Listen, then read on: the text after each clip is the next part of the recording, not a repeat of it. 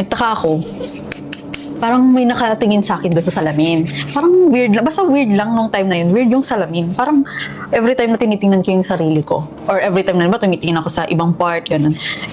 Iba yung aura ng salamin. So nagtaka ako, bakit kaya ganun? Pero hindi ako natatakot kasi syempre dito ako nakatira. Pinansin ko mabuti yung salamin na tinititigan ko siya, ano kayang meron dito, bakit parang may kakaiba. Tapos nung nakita ko, ewan ko kung mahanap ko pa yung picture, flashlightan ko siya, gumanon ako, pinatay-patay ko pa yung ilaw para ma-confirm ko kung totoo ba yung nakikita ko.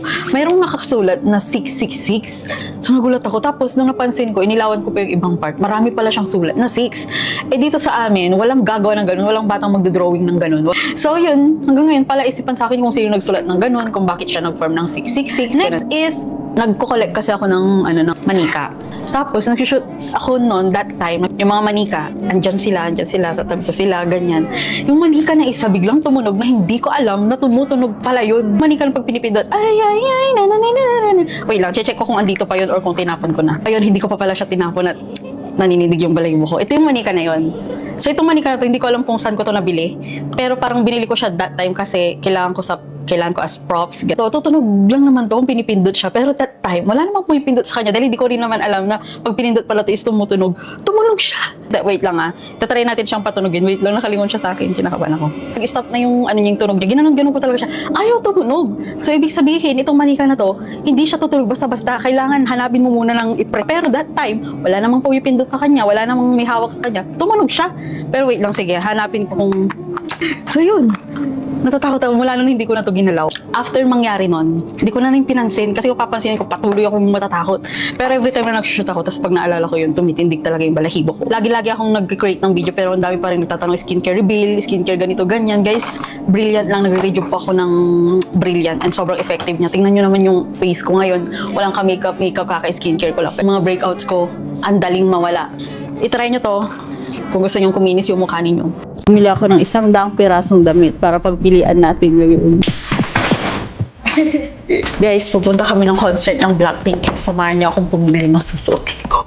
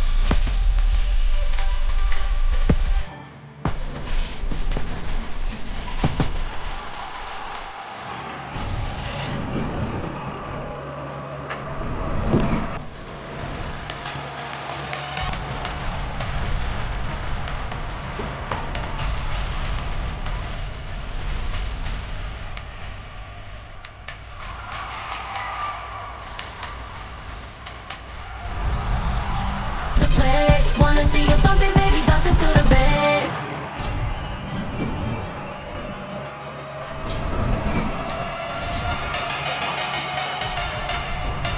Blackpink in your area.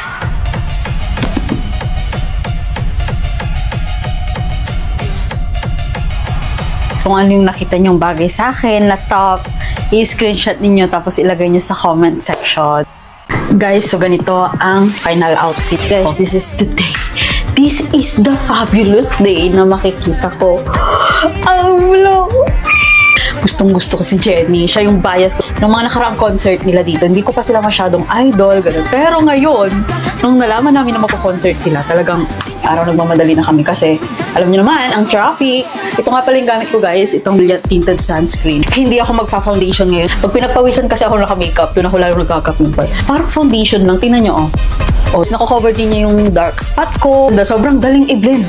Ayun, kita niyo yan. Lalo ngayon na maaga kaming makakarating doon, kailangan talaga para hindi na ako magpayong-payong. So, tapos na ako mga sunscreen guys. I-reveal ko na sa inyo yung outfit ko. Tsaka tatapusin ko lang itong makeup ko. Guys, so ganito ang final outfit ko.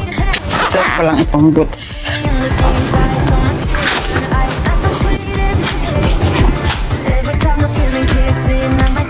So yun guys, nakapag-makeup na rin ako gamit yung tinted sunscreen ng Brilliant. Sobrang ganda niya, ang kinis ng mukha ko.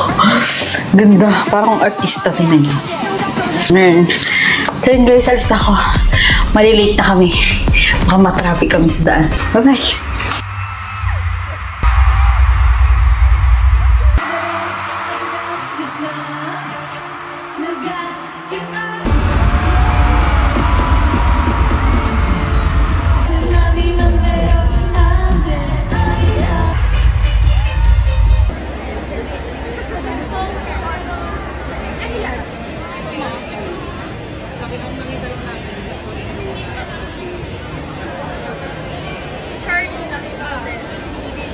Let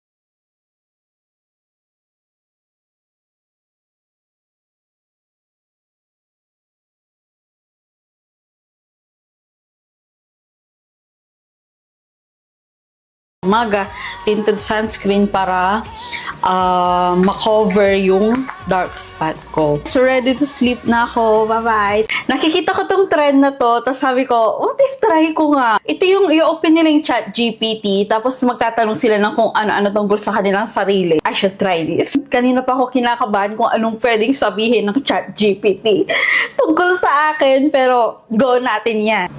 Hey there, hope you were doing well. What's on your mind today? Tagalog, please. Sige, walang problema. Sabihin mo lang kung ano ang gusto mong pag-usapan at handa akong tumulong. Kilala mo ba si Fela Austin? Oo, kilala ko siya. Siya yung content creator na kilala bilang plot twist queen at marami ang humahanga sa mga unique niyang kwento. May iba ka pa bang gustong malaman tungkol sa kanya? Kilala ba siya sa Pilipinas? Oo, kilala siya sa Pilipinas, lalo na sa mga mahilig sa mga creative na kwento at mga plot twist. Madalas siyang makita sa mga social media platforms tulad ng TikTok at YouTube. May jowa ba siya? Wala akong nakikitang impormasyon na may boyfriend siya sa ngayon. Mukhang mas nakatuon siya sa kanyang mga content at pagiging malikhain. Pero, syempre, baka may mga updates sa hinaharap. Ano ang favorite color niya?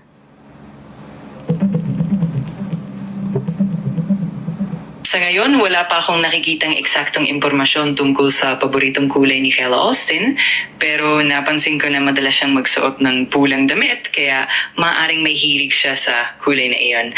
Ngunit,